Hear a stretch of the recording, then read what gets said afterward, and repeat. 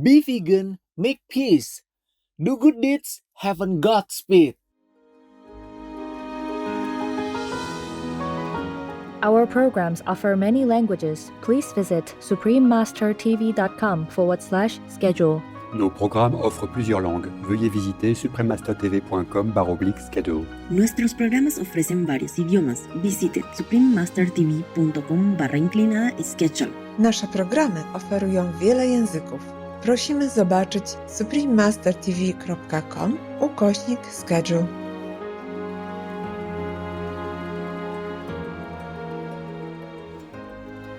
Ireland, the beloved Emerald Isle of Beauty and Legends. Part 2 of 2. Continue watching to find out more.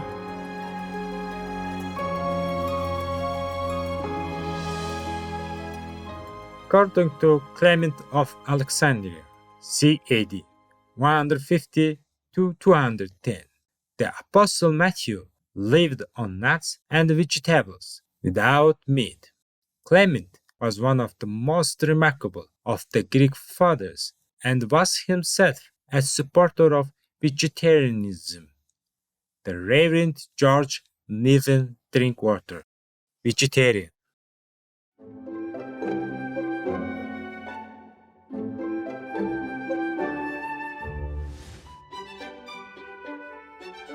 Gentle viewers, when greeting friends in Ireland, you can say Éon Scéal, meaning what's up in the Gaelic language.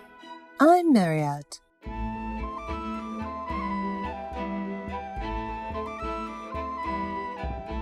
The hospitable Irish people join in your efforts to raise the world's vibration by adopting the compassionate vegan lifestyle.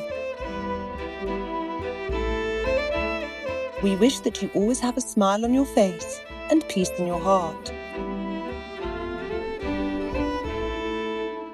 Welcome to our program, Ireland, the beloved Emerald Isle of Beauty and Legends, Part 2 of 2.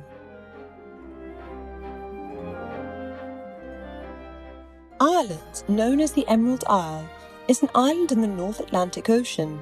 Its lush landscapes, charming historic castles and cathedrals, and welcoming people make Ireland a beautiful and poetic land.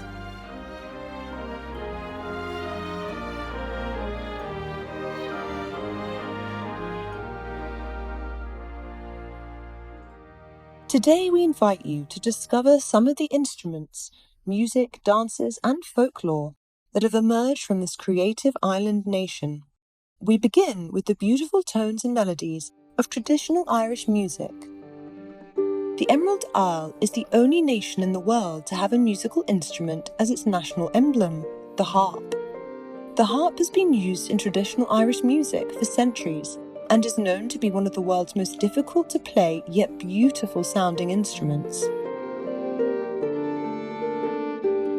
The earliest type of harp used in Ireland was the Celtic harp, which is much smaller than today's concert harp.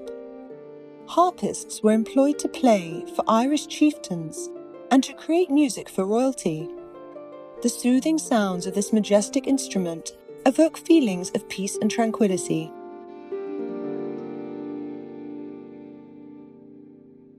Other instruments used for centuries in traditional Irish music include the fiddle, flute, tin whistle, and Eden pipes. Among Irish musicians today, the mandolin, guitar, banjo, harmonica, and piano are also popular. As with many other elements of Irish culture, Irish music began as an unwritten tradition passed down from generation to generation by listening to its tunes. Even though some traditional Irish music has been played for more than 1,000 years, the first tunes weren't written down until 1762. The Chieftains may be the most famous traditional Irish folk band of all time. Known for their fast-paced melodies built around long-established Irish instruments, the band was proclaimed as Ireland's musical ambassadors by the Irish government in 1989.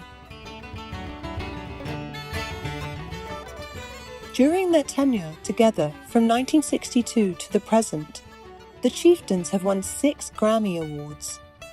Some of their most famous tunes include Up Against the Bucklands and Friel's Kitchen. Another expression of Irish culture on the Emerald Isle is the world-renowned Irish Ceilidh dance. This dance form dates back to the 1500s.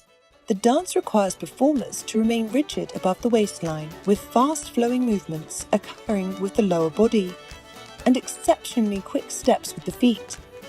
Dances are often executed with hard-toed and hard-heeled shoes to bring the movements to life with sound.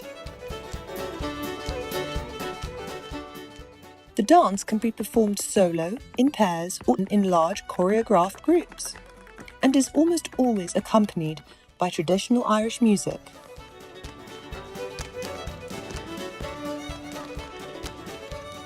The Irish Ceilidh dance was brought to the global stage by the famed dance troupe Riverdance during the Eurovision Song Contest in 1994.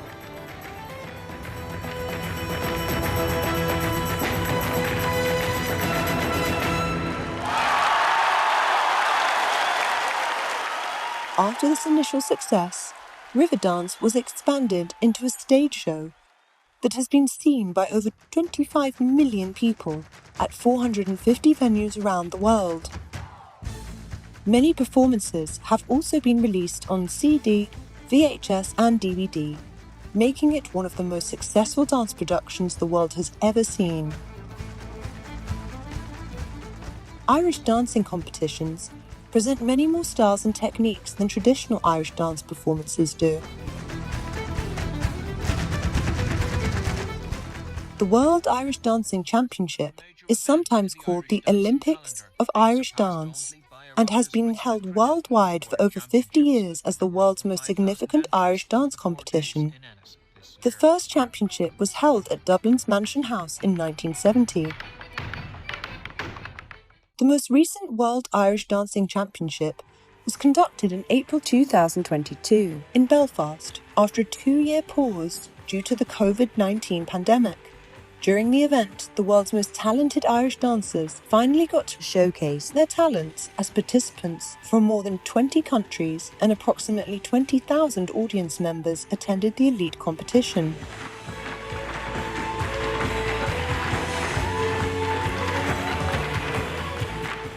In the musical Loving the Silent Tears, based on Supreme Master Ching Hai's vegan spiritual poems, traditional Irish dance is beautifully choreographed to accompany the Irish soprano Katie McMahon as she sings Between the Master and I.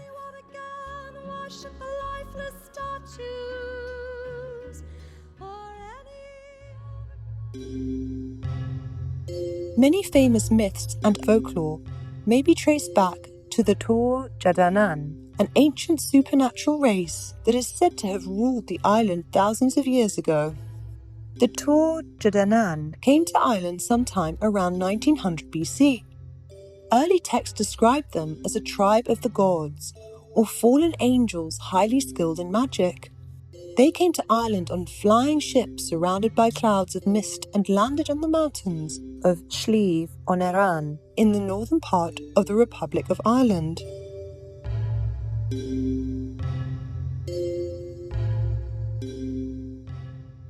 One of the most famous stories about the tribe was about their chief's magical harp.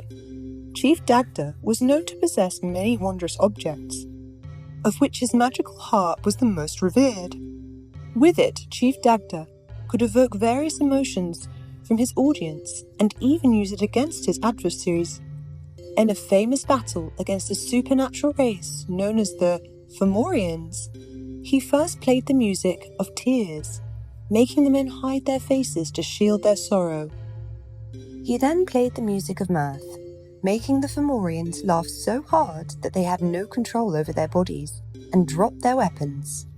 Finally, he played the music of slumber, a soft angelic tune that made the enemy fall fast asleep. Chief Dagda and his soldiers then crept away and returned to their homes. Later, the CTAW Jadanan were defeated by the Milesians, the final race to settle in Ireland. After the battle, it is believed, the Tor Jadanan, moved to live underground, where they used their magic to become what are known today as fairies. Ireland's most famous beings of folklore and fairies stem from the Tor Jadanan tales. Various natural landmarks are said to be the portals to the fairy world, including Uí Nagat, Cave of the Cats in County Roscommon, lone hawthorn trees, and various ancient megalithic sites across the country. One of these sites is the massive limestone rock known as the Stone of Divisions, placed in ancient times at the geographic centre of Ireland on the hill of Ishnark. Farmers and construction workers have been known to work around specific areas known as portals to the fairy folk to avoid disturbing them. Leprechauns, fairy-like water-dwelling magical creatures, less than 3 feet, 1 metre tall, are said to be the descendants of the Tor Jadanan. They take the shape of old men with beards and are known for hiding pots of gold at the end of rainbows and granting 3 wishes to their capturers. Today, the best time of year to spot a leprechaun is on St. Patrick's Day, when millions of people around the world dress up as the famed beings of Ireland's mythologies. The shamrock is another famous symbol of Ireland. This famous sprig of clover can be found throughout the country. In the 5th century, St. Patrick, the patron saint of Ireland, used the 3 leaves of the shamrock to teach the Irish about the Christian Holy Trinity, the Father, the Son, and the Holy Spirit. If you're one of the fortunate few, you may spot a 4-leaf clover. Finding one of these prized possessions is extremely rare, as only about 1 in 10,000 clovers has 4 leaves. In the Middle Ages, it was believed that carrying a 4-leaf clover would allow a person to see fairies and provide magical protection. Today, it's still known as a symbol of good luck, and the phrase, luck of the Irish, stems from the fact that Ireland produces more 4-leaf clovers than any other country in the world.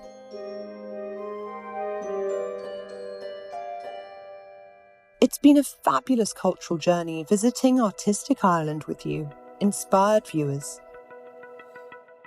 We wish that the creative Irish people will continue preserving their cherished traditions to uncover their ancient wisdom and magical connection with nature. May God bless the peace-loving Irish so that they may forever live in harmony and love.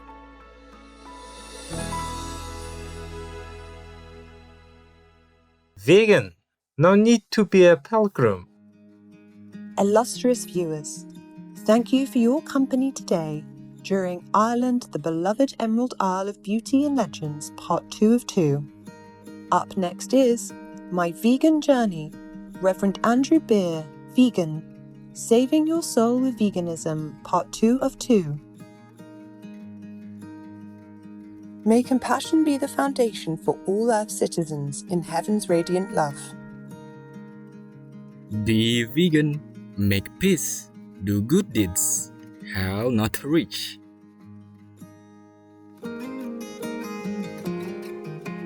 Our programs offer many languages. Please visit suprememastertv.com/schedule and suprememastertv.com/CTAW.